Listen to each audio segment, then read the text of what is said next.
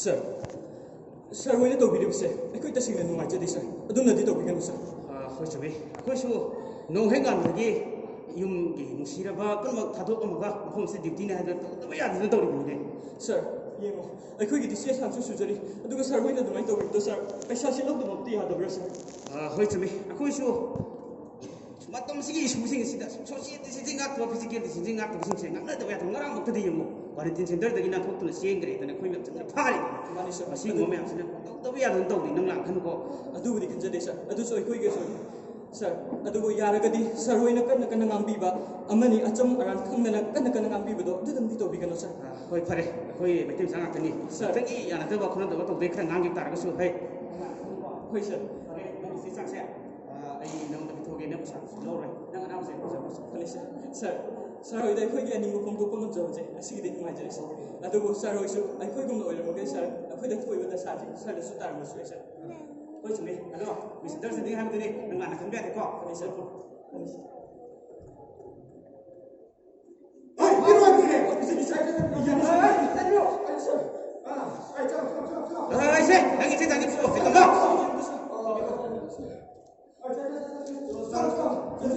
chen nei ne to jing de ye ling do da ba hai ba Ay, no pasa lagi sa akin yun. hai asta nang sei na no hai tama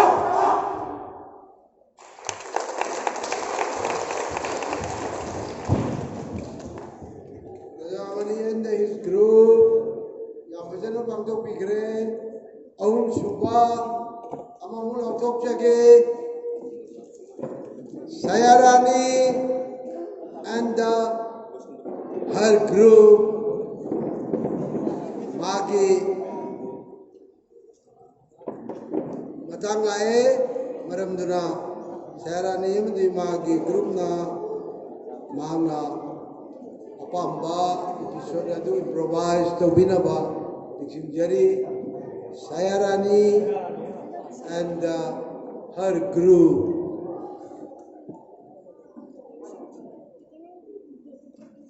Bell Pijare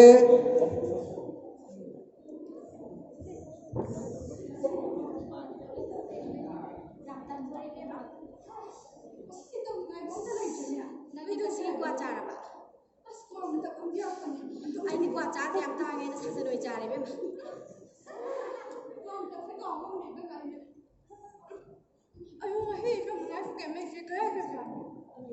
không có gì thằng gì bán cái đồ gì hay nổ bạc anh phải lấy thế này anh phải xí mà khai đồng đi restaurant đó mà sai cái gì mình không nổi bạc hôm nay sang cái mi sao gì đó cái sản đấu gì bạc hội thực hiện mà không trả bắt tàu bắt tàuแต่ว่าครั้งเดียวคุยนี่แต่ภาพอ่ะจะสับ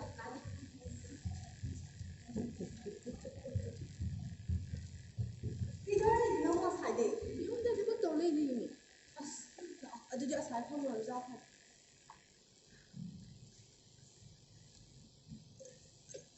힘이 됐어.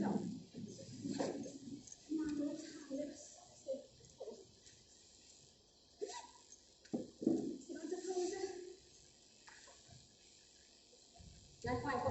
내가 가야 돼. 날 파이고. 마땅 파트라카스는 너희나 레스토랑 장이 지가 이기노 봐. 호지미 코로나 바이러스 거나 나나 와 담서 너희 매일 사도 거라이라 봐. 하. 이들 몇 분이 주도 그러는데 Nè, ngoài không, nói cái làm đấy nọ. Hay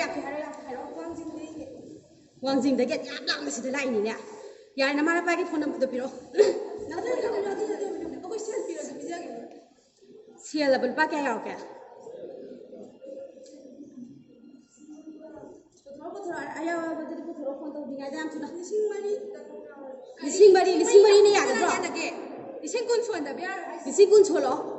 Nãy giờ coi nói giờ lại mang hàng gì media cũng sẽ phụ thuộc cái nào. Hiểu không?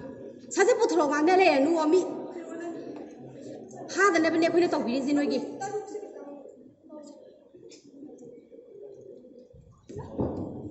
Thôi bị mẹ xin một đứa lão mà lại cũng phải cái sai đấy. Thôi bị đang tàu nó xin một đứa lại hả bạn? Nói một cái là sao nào? Phải luôn đi. Nó tiền đi. Vậy mà nuôi cái thì xin phí đi vào khơi đã. ꯌꯥꯁꯤꯜꯂꯕꯣ ꯅꯣꯏꯅ organisation ꯁꯥꯔꯒ ꯃꯤ ꯐꯥꯔꯝꯃꯤꯁꯤꯗꯤ ꯀꯔꯤ organisation ꯍꯥꯏꯔꯛꯑꯣꯗꯅ ꯃꯃꯤꯡꯗꯣ ꯅꯣꯏꯅꯦꯅ ꯀꯤꯖꯈ꯭ꯔꯦ ꯍꯧꯖꯤꯛ ꯃꯇꯝꯗꯨ ꯑꯆꯨꯝꯕ ꯂꯩꯔꯤꯕꯣ ꯆꯠꯁ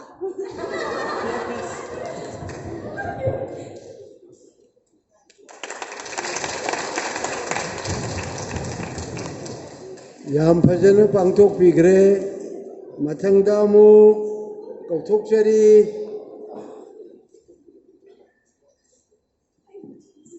Vidyani and her group Vidyani amadi maki kambuna improvise to bigadoba Judge Singna wari sabigano Judge Singna topa singda babok wari sabiragadi mado akoy da mutkai Vidyani amadi maki group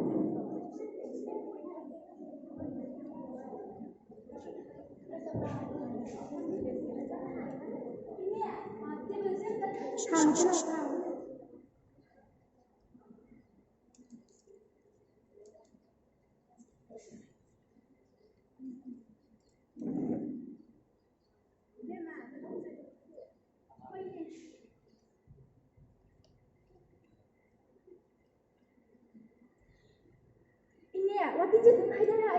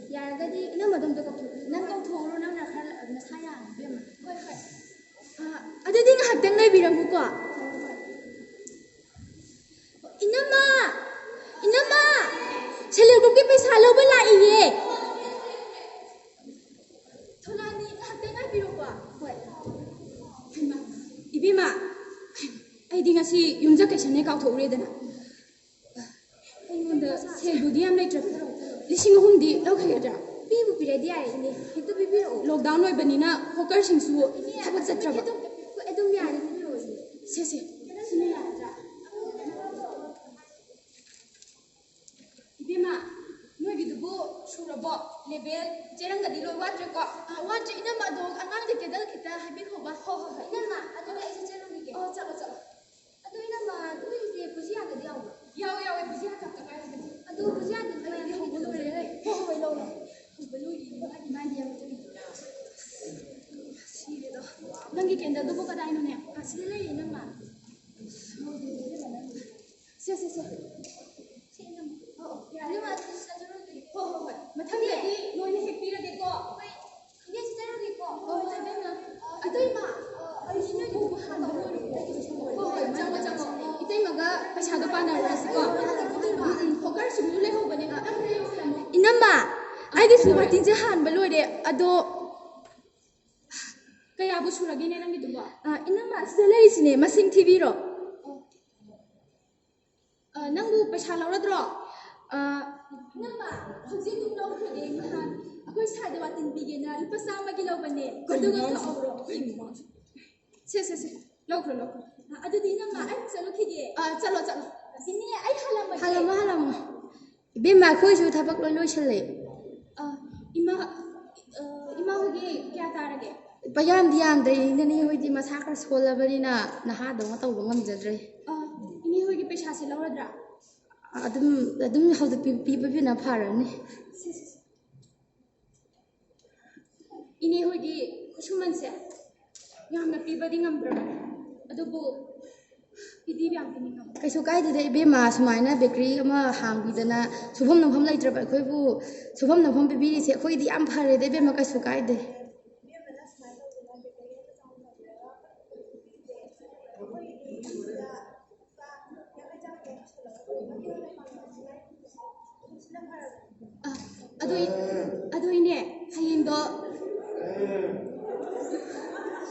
ꯑꯗꯨꯏꯅꯦ ꯍꯌꯦꯡꯗꯣ ꯅꯤꯡꯀꯤꯒ ꯀꯩꯅꯣꯒ ꯍꯧꯗꯣꯔꯤꯕꯀꯣ ꯉꯟꯅ ꯉꯟꯅ ꯂꯥꯛꯄꯤꯔꯣ ꯍꯣꯏ ꯍꯣꯏ ꯂꯥꯛꯆꯔꯒꯦ ꯏꯕꯦꯝꯃ ꯑꯗꯨꯗꯤ ꯍꯣꯏ ꯍꯣꯏ ꯆꯠꯄꯤꯔꯣ ꯌꯥꯔꯦ ꯆꯠꯂꯁꯤ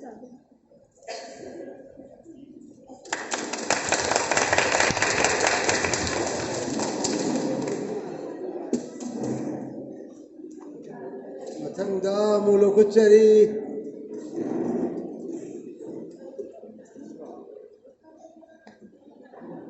Subhash and his group. Subhash amadi magi kambuna improvise tawigada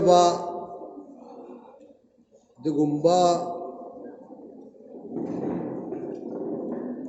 episode machama upirani Subhash amadi magi group utpirasi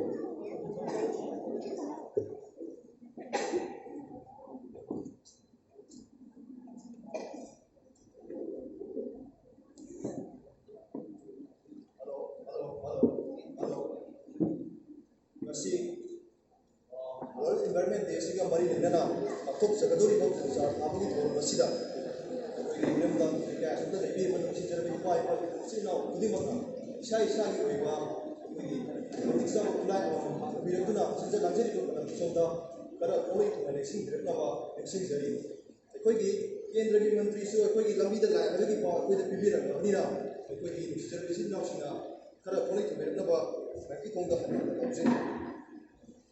Tamo, akoina pangthok kadoriba uza thabagi thoramsi lekai lekai khudimakta dedum pangthoi hai tare ko tamo hoi hoi adubu u mang mutharak kodagi di wamang mutharak kona hena sang wangui do lamdam sidde adubu uza thabagi thoramsi lekai lekai khudimakta loi pangthoi adubu akoi lekai sida wa thabagi thoramsi amatanga pangthoksi tamo mathangi thoramdri chumi tomba akhoi meitei haba jati sidi akhoi gi liraba puwari dagi akhoi gi waga sagunar akhoi gi kari haini liraba puwari ma lei hariba adubu akhoi gi meitei haba jati sidi wa yauduna kadunung da mapung phaba oiba ngamoi habse igi ache pathajabani adubu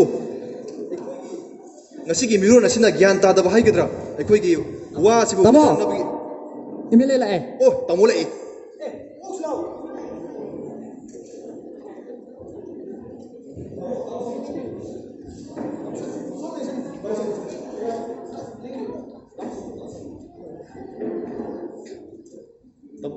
Dabru me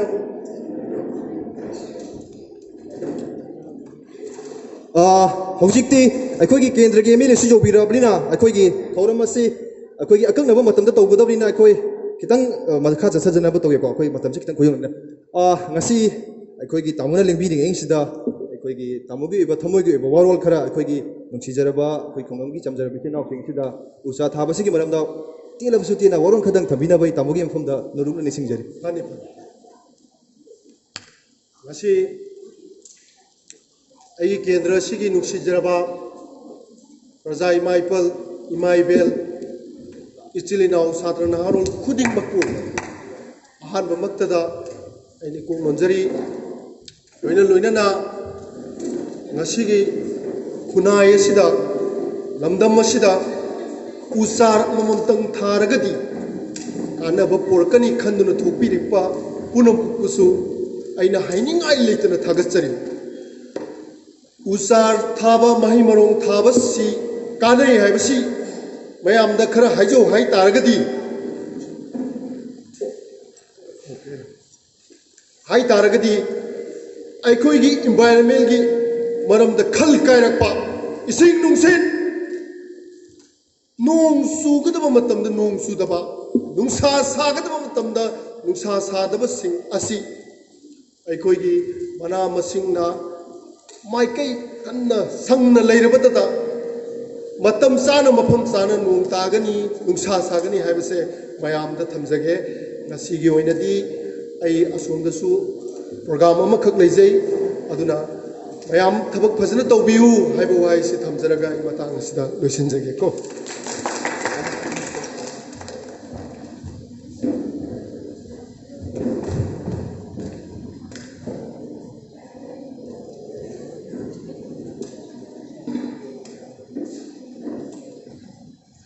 Oi, sai da usar thau na kana da haye ha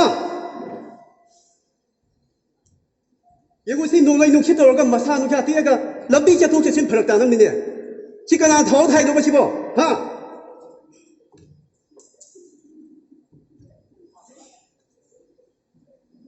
chi kana thau ba do ba chi bo ha Oi, matung manau tor di ne kaya phador lai kai gi mi ga na haro ga chai dal pe ni ko ba che Era, usi thoi de bathar dana.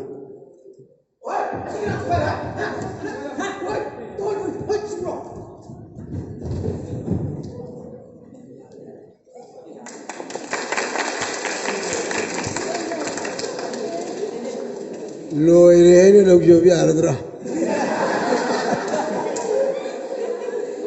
Kana gani hore mu tholo bi ari ko ne. Kana no buktel ise na mu jo ai bi ari ko ne.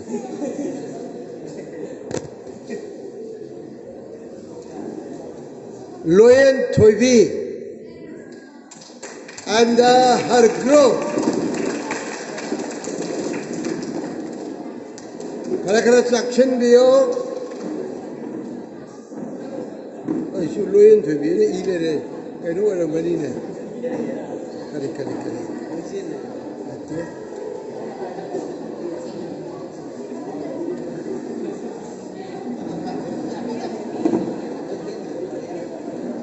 Natte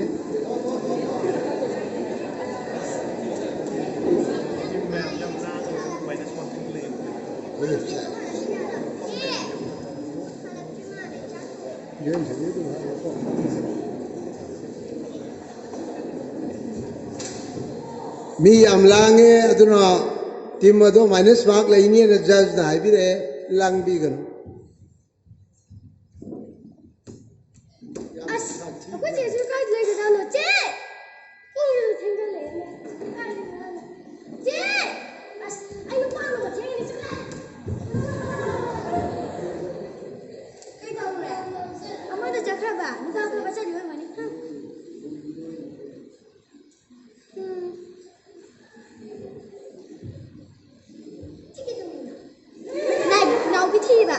Nau bikin cakap apa ni na? Ni pakai baca dalam ni orang ni. Jadi ni kino.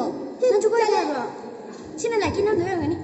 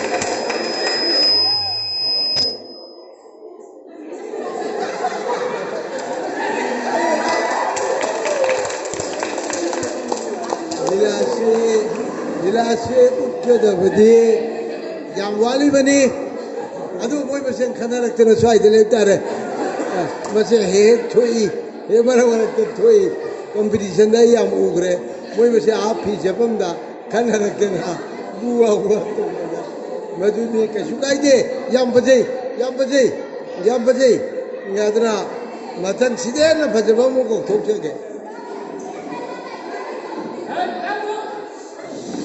Devshan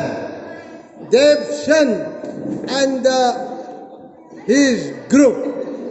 Devshan and his group.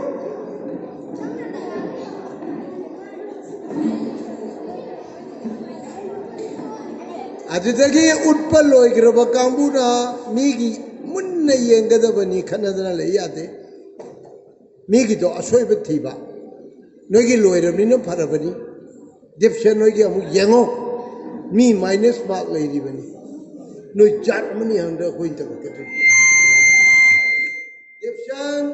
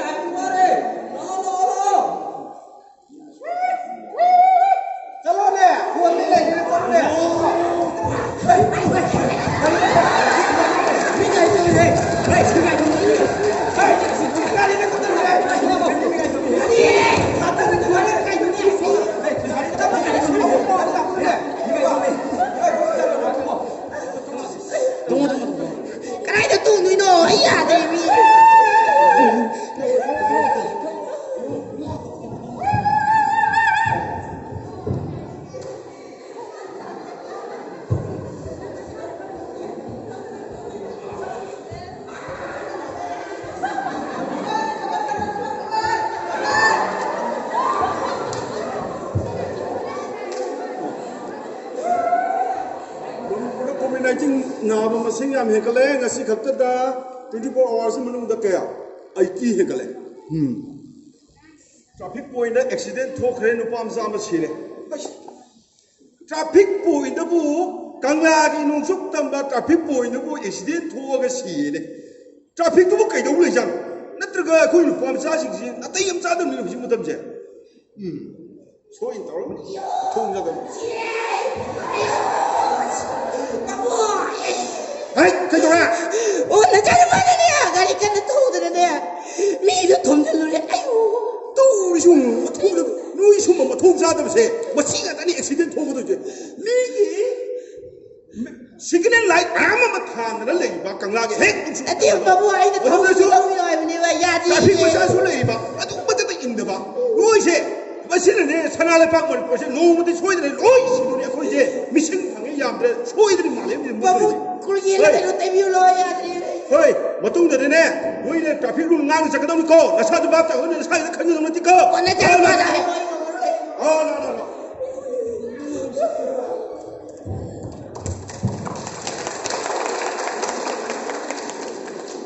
Hojik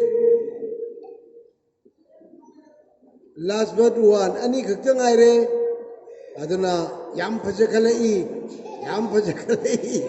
Hojik director ani khakta ngai re director ama ka kuchari Fulka and her party Fulka ka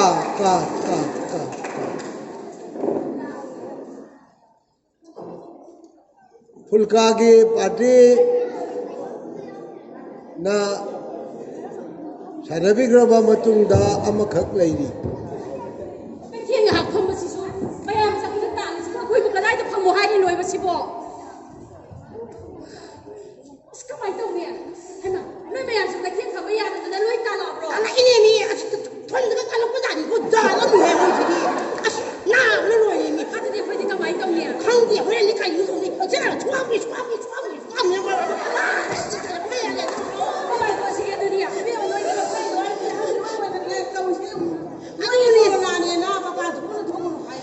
Kamay daw niya dia. Isa ay dia.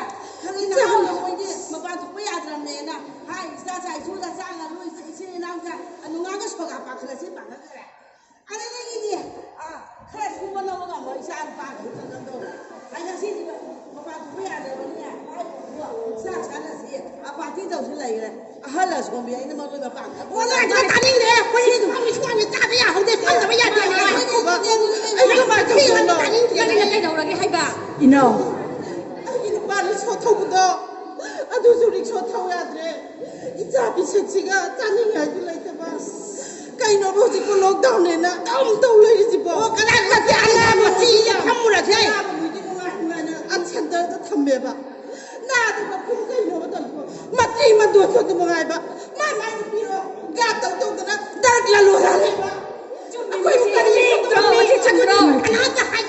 ꯑꯩꯈꯣꯏꯅ ꯐꯤꯀꯥ ꯇꯣꯛꯏꯕ ꯇꯣꯛꯏ ꯏꯅꯥꯎꯁꯥ ꯅꯈꯣꯏ ꯈꯨꯗꯤꯡꯃꯛ ꯇꯨꯃꯤꯟꯅ ꯂꯩꯈꯣ ꯑꯗꯨꯕꯨ ꯏꯆꯦꯅ ꯄꯣꯔꯛꯏꯕ ꯉꯥꯁꯤꯗꯤ ꯑꯇꯦꯛꯄꯅꯤꯗꯣ ꯌꯨꯝꯗ ꯅꯣꯏ ꯇꯥꯃꯣ ꯃꯁꯥ ꯉꯝꯍꯧꯗꯦ ꯄꯣꯠꯁꯤ ꯌꯣꯜꯂꯒ ꯑꯩꯗꯤ ꯍꯤꯗꯥꯛ ꯂꯩꯕ꯭ꯔꯒ ꯍꯟꯒꯗꯧꯔꯤꯕꯅꯤ ꯑꯗꯨꯕꯨ ꯌꯣꯟꯐꯝ ꯂꯩꯇꯦ ꯍꯥꯏꯗꯨꯅ ꯌꯣꯟꯗꯕꯗꯤ ꯌꯥꯗꯦ ꯅꯝꯗꯅ ꯌꯣꯟꯒꯅꯤ ꯉꯁꯤ ꯌꯣꯟꯁꯤ ꯃꯇꯥꯏꯗ ꯀꯥꯏꯗ ꯑꯃꯨꯛꯇꯤ ꯑꯩꯈꯣꯏ ꯀꯔꯝꯅ ꯍꯤꯡꯒꯅꯤ ꯍꯤꯡꯅꯕ ꯑꯩꯈꯣꯏ ꯍꯣꯠꯅꯕ ꯇꯥꯕꯅꯤ ꯉꯝꯅꯕ ꯑꯩꯈꯣꯏꯒꯤ ꯇꯥꯏꯐꯝ ꯀꯅꯥꯗꯁꯨ ꯂꯩꯇꯦ ꯇꯥꯏꯅꯐꯝ ꯑꯩꯈꯣꯏꯒꯤ ꯋꯥꯀꯠꯐꯝ ꯀꯅꯥꯗꯁꯨ ꯂꯩꯇꯦ ꯑꯩꯈꯣꯏꯕꯨꯁꯨ ꯀꯔꯝꯍꯥꯏꯅ ꯇꯧꯁꯤꯒꯦ ꯈꯪꯗꯦ ꯏꯕꯦꯝꯃ ꯑꯩꯈꯣꯏ ꯃꯌꯥꯝꯁꯦ ꯀꯣꯔꯣꯅꯥꯅ ꯅꯥꯗꯅ ꯁꯤꯕꯁꯨ ꯁꯤꯕ ꯆꯥꯗꯗꯅ ꯁꯤꯕꯁꯨ ꯁꯤꯕ ꯑꯗꯨꯒꯤ ꯁꯔꯨꯛꯄꯨꯗꯤꯅꯦ ꯑꯩꯈꯣꯏꯁꯦ ꯀꯩꯗꯧꯁꯤꯒꯦ ꯑꯩꯈꯣই ꯃꯌꯥꯝꯒꯤ ꯍꯤꯡꯐꯝꯁꯤꯕꯨ ꯀꯗꯥꯏꯋꯥꯏꯗ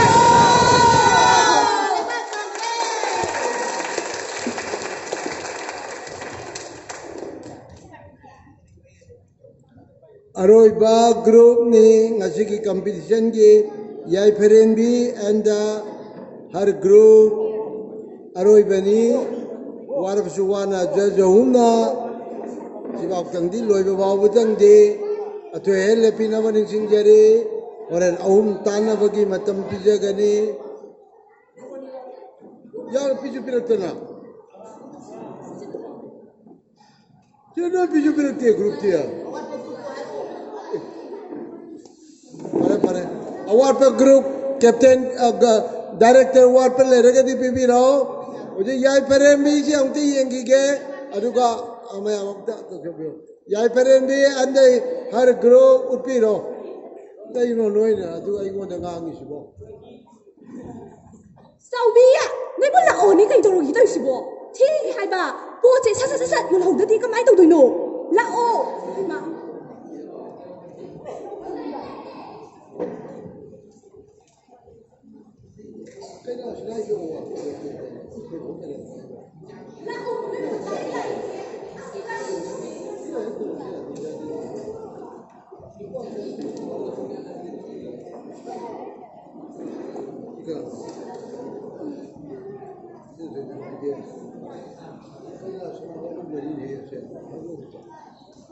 Koy kuma sinagi le lao sinagi hagam se du pata hagam lao lao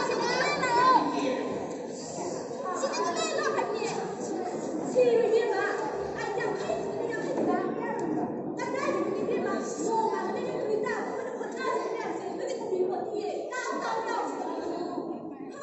le ni si ke ni ma ni ta sa ha mi se ke ji da kun cha ni ke ji ba khai su se ba noi ta corona की मतलब है जिंदा कोई खबर रो corona की भी तो खबर हो रही ना कोई दिया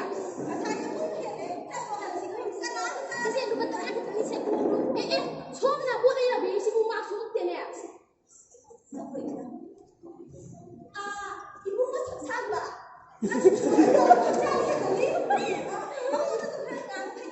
कोई को सांबा पुलिस का ये यो की वो नहीं छोड़ ला इबे के दुनिया अदु मारी मारी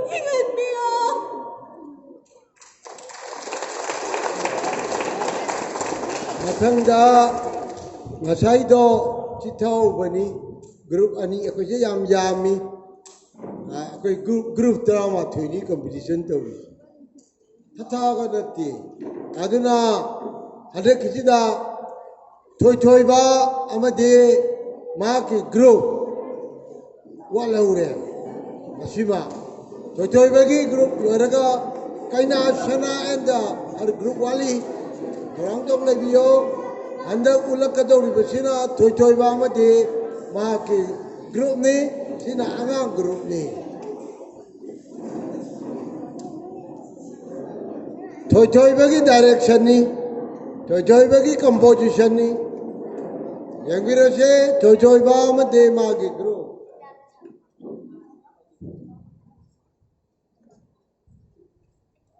Nagi bungo tamro. Sida lao. Nasibne nama ko to gane patan na phaba chatun chale silap se.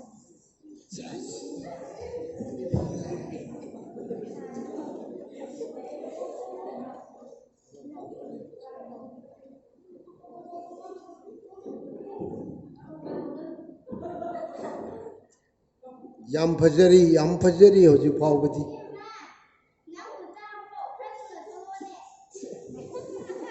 Yam फजरी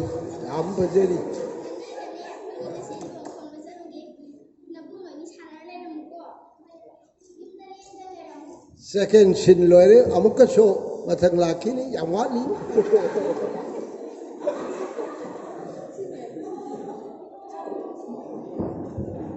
third सिन लाखिनी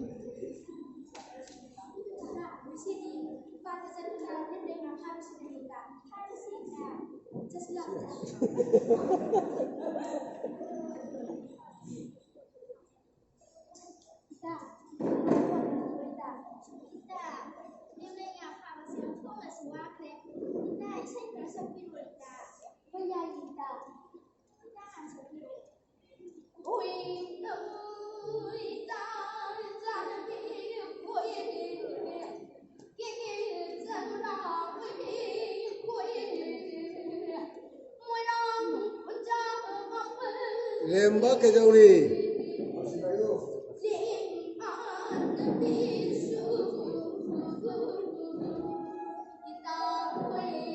लेम्बा रंगी लेम्बा तो ले यो मशीन मोको लेम्बा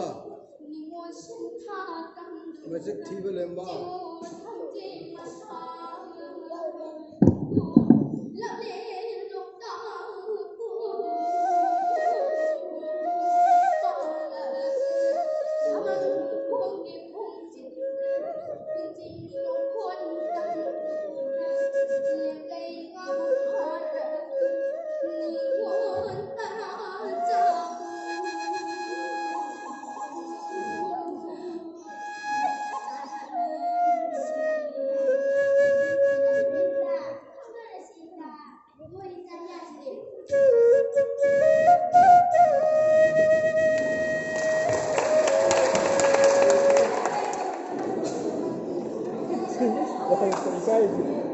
थोलकदव यामन वाली थोलकदव यामन वाली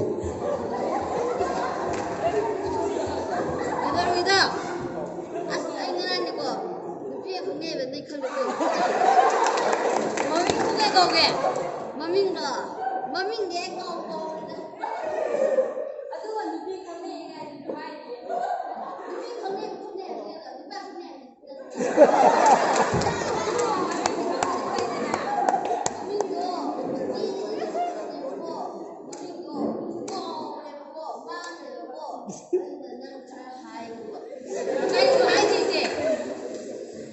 머밍도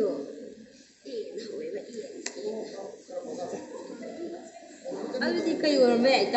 강대 난 강. 나도 비 보이는 거야 강대로.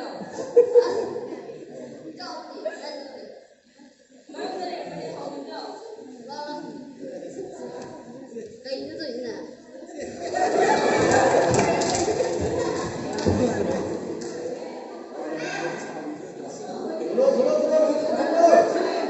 लाशन थोपी रखो यागनी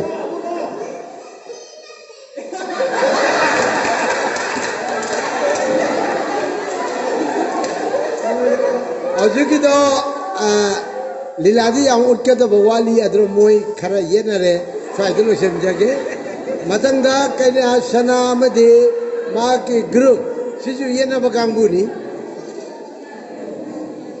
अदुना लीला ने ये नरी से याम काना बनी आयें सिजु आयें लीला तोरो पद तो इन थोको पोनी आंग जिन तो उसे अदुना कोई लीला में पंखा पद अवाब मयाम दुनी मोइने नंजेरी बिसे याम भाई सिनारोई बनी रिजल्ट आउट तो journey kaina sana amadi ma ki group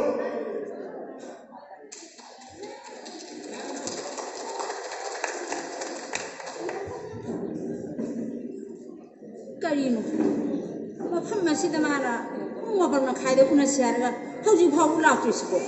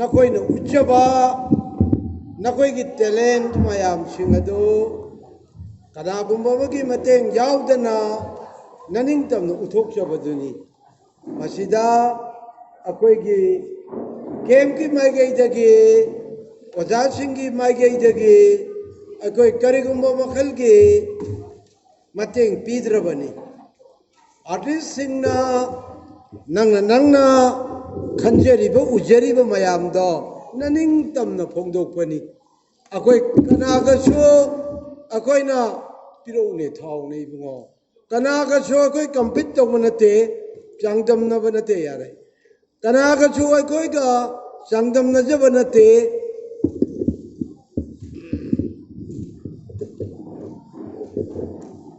अदुना याम नुवाय तौबतदी पॉइंट खरा हाइगे नखोइना वॉइस एंड स्पीच की पोट असे खजिक्तंग वाली बनीना नोइना ngangiबदो ऑडिबल ओहेंदबा मीबु ताहन्नबा नोइ मसेन ngangnबो ओइना तौबा बाबोक तानबा nganगबा अमो वाली को नोइना ngangiबा अदो नंगी नमांगदा लैरिबा एक्टर दु तानब नते नंगना होलिब सोरदो बाबोक ताहन्नबनी हाइबा म इकाव कावगुम तवी नुपासु नुपीसु अगांगसु अदुना अगांग मचा सा नखोइसु अइना ngangiba se babok tahannanabani aigi akoibada tabinaba babok lei hayuko tadradi kasu kanade nabari na wari saba aso ba ngasai bazar gi sin ama mayam yaugre noi masen di wari sai sen pijari bra khangde kaidori bano koi khangde noi masen di adum koi ui wai adugi mamal adudi noi na piramdra wai gi mamal hendra adun aduk tang raba matang duda nang na ngangi ba maman jamba mayek ado ama ba usin nadre aduna ayak asibu kanano narangi home saimen aina piri do acting ya han ba hore ini ayak amadi kana ayak asibu kanano who am I natra why ahum ningara aina pibado practice tawgani mathangda improvisation da nangi thim mado nangna sagaliba plot adu nangna sagaliba character sing ado yamna coordination lehelu yungawbra officer police officer thomira doctor lamhenbra highway inbra character mamam portrait tawu matamda madu nohai wari sanaba wali na khali na khoi yamna chaksin ba yaude stage da di chaksin da ba yade ko chi haye mukta tawgadaba adegi amana you can use nogi music ki leiba pot mayam se na khoi sina ba ya musical instrument haiba se mafam sida da nate akoi na mimicry kawi isana semjaba uche khongbagi hawa thawbagi sana khongbagi hui hawdong na khongbagi engine na ngangbagi isai sakpagi nungsiba jantragi makhon mimicry tawbaya situation aduga chanana nakhoi na ngasai mado honaba matamda horiba jagadu khara amana mado hapsin naba thawdang lo aigi pora sikada waida soiri bage haidana nakhoina jaga jaga da leiriba nakhoina khudong chaba logodoriba mayam aduda nakhoi ina nan thokpagum tawi nan thok senu nakhoina music ki chauraba role ba ngasa isai chapda bachi mu khongi ko isai du khijitang magul hapaktra bachi kitang khongokpaduda chana ponte aduna koina mimicry haiba se nasagi shakti nungani gi khonjel che amada tawbagi khonjel akoina loina saba yai kadai dagi kari lauruni adno yamna haiba tai nasadagi puthoro ucheki makhol hui chiknabagi makhol nongchana khongbagi makhol tongan to aeroplane paibagi makhol akoi loina ba akoi manung sida loin semba yai adu puthu situation aduda bazar gi nin khomo matamda rickshaw gi horon gi khonjel hawa gi khonjel lang gi khonjel polak tna chen gi gi khonjel ara pa na gi khonjel nokhoi na madra sizin naragadi akhoi gi nakong sida ara pa mdi anak pa gi tadna matam lewe gi bitta nakong gi mitka she masida yamna pau pi ga dabani communication sem ga dabani madra anung do urudam ni ko mara madra khoina yengdam yengbi oina haiba nakong da di tahan daba kare tawre ko mara masina mathagi lakpadadi nakoi khudima director all khigani ai ngonda tawraga di ai masi tawge ai ngonda tawraga di adu tawge yengo ngasi ngarang da ugiba mayam dagi di isa se actor oidre ai director oina su chongthoe ai isa se character oina chongthore ko aduna nongnatraga nongde ai su tarpa yaina ai asigumba theme atenno matam sigi manungda ai ki su sigumba ma project toge haidina na koina wakhanda sagatlo adu eragadi hayeng loishanma numita phajaba playlet kharadi akoina present tawba ngamgani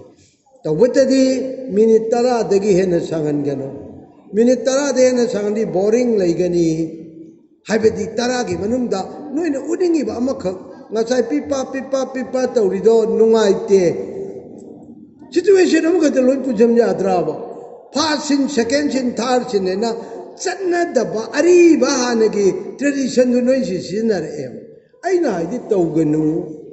Ayuk over the Topo Togo improvisation I said. Could have the Topo Togo, I don't know the same Sareva, passing the Tolokpa, second sin to Toba, third sin, Nangin the Koktominai Oireva, Nangi Oidreva, sin by sin got Sameva. I didn't the Mado, Hanagi Senabi to the Nangyao Greva. Not day. Ayuk the Kaidawi, Nundin the Kaidawi, Hotel Cha, Tapum the Kaidawi, training lock with the Kaidawi, situation Aduda, people have a message of a pinable. Whatever you have, I do you doubt that an annoyna, Ayuk Tamu, Nundin Damu, Nundang Damu, Tauru game at Tamdo, Noina, 10 minutes after Karido Doino, Amaba with the Upanga Moidori, Natra. I don't concentrate, I think I know. Some touching look on the Madi the Jangway, a Mamachang, Mayam, the Hapakanda, Kaina. Film festival to Womatamda, short film festival, and not a week off. I don't know. Quite again, a 10 ba Pilamado, Pascas or Dumtai. Short film Jikayamon, 10 Grebu, minute Ama Yogdava film Naka, short film competition, the prize. A documentic 10 but do not. Sang about the minute manga. Minute Amadina minute manga boki range the short film festival international we know it tried to tau. Nang na pami ba potum dang thaklang haibani moi haide. Madu da nang na loina ba hapchen ba madu loina ba ubong amna ba kaya chakro na yango minute amada prithvi ki scenery ba mayam che loina ba hapchen gani haiba khan baduni ne kaya lugre. Ai kai normal lai re. Uyantar papati edu later ganda, Uyantar papati edu nati ever short. Matitaki Wellaiba Mayam, Kanbatuna Wellaiba Mayam, Mangdaiba Mayam do, minute Amad the Puchelaga Udlu Taraboiti, Yam Sangdo, Ninga Kaneva, Yadradi Adum, Wakando Hapchel Kaneva, Adana Quaidi and Sativadi, Matam the Quaidi Telakandi and a Kudong Chadavase, Mayok Narakani. Tabadadi, short film, a minute Mangago, minute Ohungi Waiba, minute Ohum to go, Pungo Ohum to go, Utpada, Ohum do not award for Gadurimni, Maramaduna, Nangi, artistic Nangi, Lajariba potentialities, Maya, energy, Mayam do, Madid the Hapakanda, Pilambuto, Pachang Manate, short film, the Pachanti. Aduga Nangi Wakandi. Apa art film mo oyore aduru compete tau ya kechuka malem do jik short film da market hande ka mai bang atugi adagi kai phangnare ise tau be abani akoi paisa changdana art ki pot che prithvi da sakta ko ya aduna tana leshabim pakha ma heroine ma nungsi na bagi moirang prabagi thim da ki sungai hendaba manipur film atani jik tau se khabat video sungla lan bang amdri noi jik कोई Hindi film जी sorry Manipur film कई दौरी खम्ब थोबीदगी लांद्री Mopa मयावनी mama मयावनी हेरो दुमा लेनी खम्ब साबा मा नोंबानु doctor ओहेंगनी नत्रा माबु पामजबा मदुना दु ओहेंगनी अदु ओहेंगनी मोइरांग पर्वगी खम्ब थोबीगी थिमजिदगी अमा बाबु लांथोकते तोहंगनी अमुना डॉक्टर ओहेंगनी अमुना लौमी ओहेंगनी कोन गई वादनी अदमान तौदना Nakoi Moirang Parbangatani Noina, Adugi Timagani, a sheet of a film Jaduga, Apova film, Apova film Nati and Hiredi, Avoid the Madu assessment, Towning de, no Moirang Parvadel and Topangam Drico, Kambuta Vigiwari, heroine Namaleba, Mapa Maleba, Mama Makura, maybe I mani, Mbaya, Adu, Mbaya, Tashalama Topaya, Madrid Kudong, happy to any in Numsinagira Kainagina Lawyer. God, I didn't know, and I'm very noisy. Timongo Zimbabwe. Adudani, as mind of a film, Jodi, no mother, Aina Yam Dravada, Matam Sangatoini, young Kaidi, a number Gangani. Ajake Yampare, no way, Hayengi Amuk, Torang Taurusi, Nasiti Matam Leratavanina, Rizal out Tauzage, Puntrama Toy Hibani, Karakara Helakani. So Helakani, what a Nundin, Chalova Yaroi, Adunga Sigidi. Karateng na hogre koi u tharingai karingai aduna koi na matam kitang logjobani waro bino yam phajaba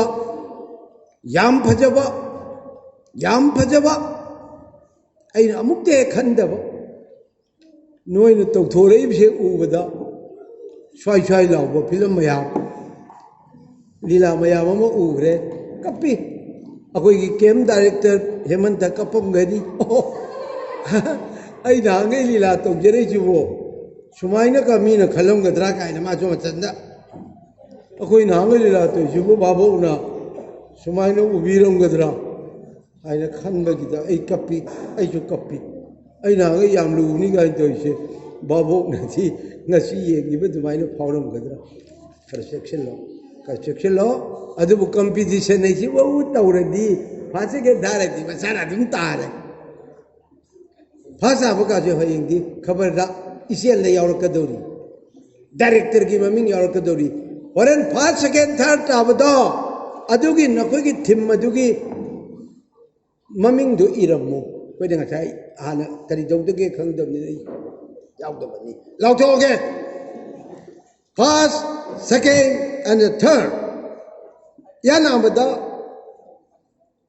ꯊꯥꯔꯠ ꯍꯥꯟꯅ ꯄꯤꯔꯝꯃꯤ ꯊꯥꯔꯠ ꯍꯥꯟꯅ ꯂꯥꯎꯊꯣꯛꯀꯦ just ꯑꯍꯨꯝꯁꯨ ꯑꯗꯣꯝꯅ ꯐꯈ꯭ꯔꯦ ꯌꯦꯡꯉꯤꯕ꯭ꯔꯥ ꯌꯦꯡꯗꯕ꯭ꯔꯥ ꯈꯪꯗꯦ ꯄꯪꯕꯤꯗ ꯄꯤꯁꯜꯂꯕ꯭ꯔꯥ ꯀꯔꯤꯅꯣ ꯄꯩꯁꯥꯒ ꯄꯪꯖꯥ ꯆꯥꯔꯕ꯭ꯔꯥ ꯀꯔꯤꯅꯣ ꯋꯥꯔꯧꯕꯤꯒꯅꯨ ꯇꯥꯗꯕ ꯃꯌꯥꯝ ꯃꯈꯣꯏꯁꯤ ꯌꯥꯝ ꯋꯥꯅ ꯌꯦꯡꯖꯔꯤ ꯖꯥꯠꯅꯤ ꯍꯌꯦꯡꯅ ꯖꯁ ꯃꯔꯤ ꯂꯩꯒꯅꯤ third position goes to R.K. Kainasana and her party. Maya kuba amte kubiyo. Si third tare isi urebra. Aduna horen R.K. Akoi ki Kainasana na lila ki maming do somda haibiram gadau bako. Akoi ki media coordinator da maming pigato ba. Pambiro yang numajay. Ani Subada. Second position goes to Dipson and his party. Dipson, Uncle Okapio. Dipson Namazong Magi party na sanare. Magi se Amana Ngasagi third abdo point taraga nipan pang. Dipson gisina taraga mapan pang. Amakatani. Kiri. Amakatani noina kitang honaramadi nang jo haiget pa yabani try panga trama panya ka. Dipson ki dong to kubang kubiyo. Ora lila maming haramo. First position. First abado mayamna. Aigina soidre na lebiram gani. Amatta yaude. Utkidaba ani khangna tare hojikidra utkidaba ani khangna tare kana no joint winner masigi training da yan anba first joint oina winner oiba team mani yaure chap manare lok thokpham leitaba lokhatpham su yaudaba pachagaraba madu hek karai dang sibatandi phajai daina lokake tawdi yaudaba Pasani lere, mado, ay laptop jage join winner number na kun chakara na pangba. Wow, anda ki judge zat amni kun pangba ani yawe. Tranipan tramapan amadi kun. Kaya ada section na yengam gerabno kangi berakanda. Adana first up, Pulka and her party. And Rajmani and his party. Adima utala ko piyo. Rajamani amade Pulka anina join oire. Maramadura nangi sanagi ba lila adugi maming ado oren koigi coordinator da pishin biyo aduga sidalay birima mayamna Guardian mayamna niti numit khudengi akoi ki training ase kamdori bage aibado khambiding abade ise laiba khabar ado tha chima lobiyo ise lamamam pabiyo maduda nongmagi akoina soidana tha ma phongjarakani workshop asigi maramda yam sangdrasu machet photo ga konana yaugani ꯀꯅꯥꯅ ꯈꯪꯕ ꯅꯣꯏ ꯂꯤꯂꯥꯗꯨ ꯑꯣꯏꯔꯛꯀꯗ꯭ꯔꯥ